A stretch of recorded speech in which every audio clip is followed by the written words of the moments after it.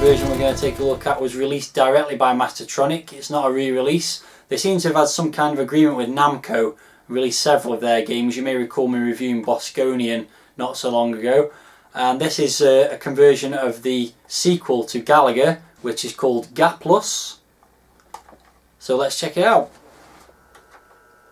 So here's the cover for Gaplus, or Gaplus, I'm not quite sure how you're supposed to say it, but it's quite a nice logo. It's a pretty predictable sort of image there.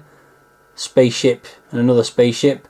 Very proudly saying that it's a coin-op conversion there, and also a little sticker added to it there that says 97% buy it from Commodore user in November 1988. And it's standard Mastertronic packaging for the era, as you can see. On the back we've got numerous screenshots. And if you're familiar with Galaga, it's pretty much the same kind of a game. There's a little bit more to it than that, but the graphics are fairly unspectacular, but they probably do the job. We'll soon find out. And it says alien hordes have invaded warp space, take the controls of your TIE fighter and basically shoot stuff. And here we have the instructions, which are very comprehensive for what is one of the more basic styles of space shooting. Go through them too much, you'll soon see when the game loads how simplistic it is. But there's a page of them there, there's another page of them there. Mentions the bonus stages there every third parsec. That's rather like the bonus stages in Galaga.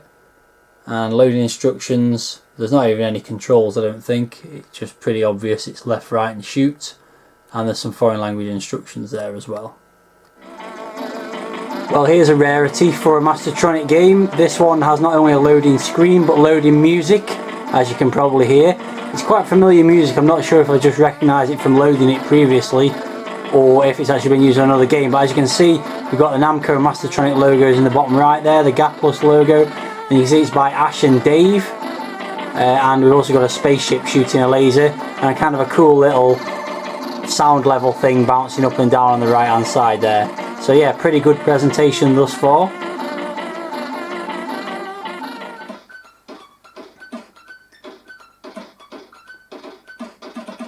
Here we have the opening screen then, the title screen, and as you can see, unusually this section in the bottom of the border here is actually used to put a logo for Digital Design, which is the authors of the game, Ashley Routledge and David Saunders. Most Commodore 64 games don't use this border area. Consequently, I've had to zoom the camera out a little bit further than usual, which all means you'll see the sides of the TV on the image. And also, I should apologise if it goes out of focus at any point. It is rather difficult to focus when the screen is mostly black with white blobs all over it. Anyway, so moving on, you've got high score table as you can see there, which also has the authors' names on it. You've got some decent background music, which is done by Maniacs of Noise, Jera and Tell to be precise. And as you can see from the title screen here, you've got a nice illustration of the spaceship, some flashing stars, copyright for Namco and Mastertronic, and so on. So before we take a look at this conversion of the game, let's have a little look at the original arcade version.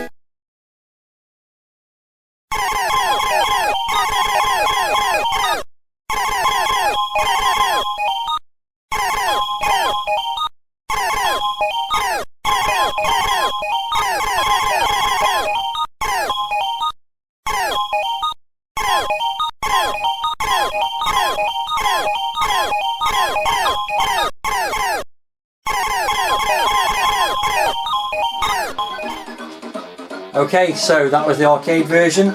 Let's take a look at the Commodore 64 conversion. So it starts off with a nice little tune and the spaceship being put together, rather like the arcade version. It It's a very decent conversion, this, to be fair. So you get the enemies building themselves up, coming onto the screen, which you can shoot them when they come on the screen, or you can just sit static in the middle there and they never hit you. So I will start moving around in a second. So the sound effects are pretty similar to the arcade version as well. So just like the prequel Galaga, the idea is basically just clear the screen of enemies. You can also move up and down and around the screen, which makes it slightly different to those earlier games, which was just left and right at the bottom of the screen. The main thing you need to try and do is shoot that thing, which I've failed to do.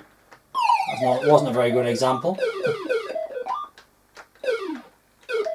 Hopefully I'll do it on the next level. So yeah, it's pretty much a straightforward gallery shooter with some swirling enemy patterns. Quite nice graphics, a lot of grey and red, which is a bit of a shame. Not as much colour as the earlier Galaga and Galaxian games, but it's pretty nice nonetheless. So that was level 1 completed, not too tricky. On to Parsec 2.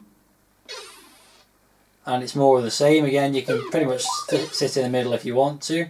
Some of these do shoot back at you now, making it a little bit more difficult. Oh, and they crash into you.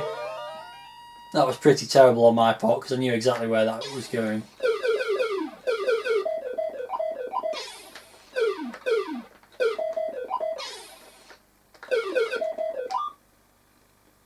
It's worth trying to keep a few enemies on the screen, as you'll see why if I can get the boss thing right this time. Ooh, there was a bullet coming down at me. So it gets a little bit more tricky as the levels progress, as you'd expect with this kind of a game. Here's that baddie again. There we go, got it this time. So you get this zapper now, which prevents you from moving up the screen but allows you to capture enemies as they come down. It's kind of a reverse of the tractor beam in Galaga, if you've never seen this game before. And now those things become your allies, much like the extra ship in Galaga, which you could recapture once it's been captured. And you end up with triple fire. So as with Galaga, you then get a challenging stage third time around, but this one's particularly interesting. The aim of it's completely different. You've got to shoot these things, keep shooting them up into the air to try and make the word bonus on the screen, which is somewhat tedious. Preferred the old one where you just, in Galaga, just had to shoot all the enemies. And eventually they vanish and you get another lot.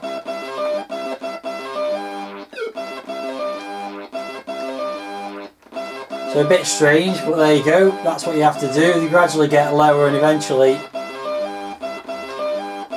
you can't shoot them back anymore. And here come another 4 now. Sorry, bad maths, that's actually 5. As you can see, I've nearly spelled bonus out. Oh, there's more coming along now.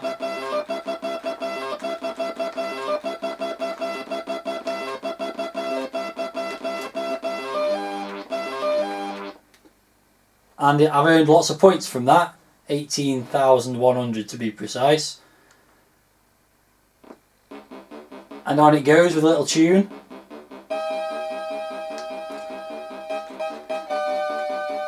And more of the same basically, and that's it. I mean, it's not the most exciting game in the world by modern standards. Even at the point this came out in 1988, people were probably pretty much fed up with these kind of games. But what it is a very good conversion of the arcade game. It's got good authentic sounding sounds, decent graphics, perhaps not quite as colourful as the arcade version, but still pretty decent. Nice music. It's all in all, it's a pretty good conversion. You can see why it got 97% by a Commodore user. I'm killing myself off pretty quickly here because there's not much more to say. Yeah, it's I'm not sure it'd be worth $1.99 to me, even at that point in time, because shoot 'em ups had moved along quite dramatically since 1984 when this game came out in the arcades. But that said, it is a very good version of the game. If you like those kind of games, definitely worth $1.99 and certainly worth checking out if you're looking to try an arcade conversion of some description on the Commodore 64. That sums that up, and I'll be back with another arcade conversion review pretty soon.